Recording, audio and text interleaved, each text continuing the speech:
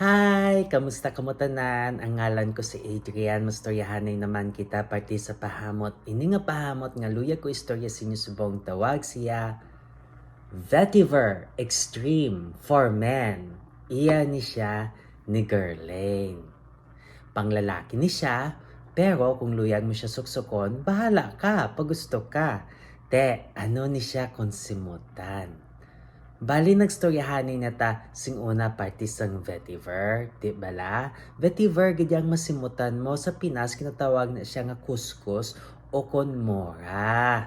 Na, pero ini ang kinalain sini may ara siya licorice. Na, ang licorice gahatag sing iya nga pagka-spicy kag gapakusog sa iya, no?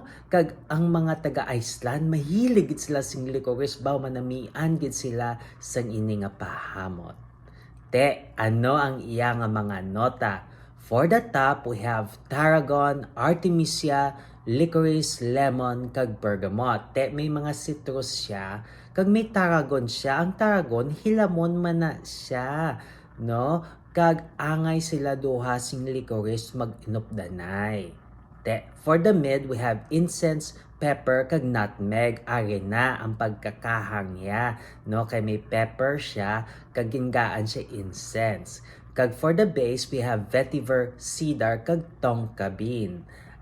Ara na ang vetiver, kuskus, no? Ara siya sa base. Kag may ara siya tonka bean, nga gahatag man sing pagkahilamon nga hamot, kag pagkatamis. Ang angay nga temperatura nga para sa iya is between 60 to 80 degrees Fahrenheit o kung 16 degrees Celsius to 27 degrees Celsius. Katamtaman lang, no? Kag angay ni siya suksukon labi na gid kung gatubo ang mga tanom kag hilamon. May mga tiyempo gini sa Pinas nga gapanubo ang mga kahoy kag mga bulak. Amo na nga tiyempo, amo ni siyang suksukon mo. Kay kanami gini si iya. Kung namian ka mo siningi pahamot, pabalaan nyo lang ko. Kag kung may iban pa ka mo nga mga pahamot nga luyag istorya sa akon, ibilin lang sa comment section. Sa so naman, bye-bye!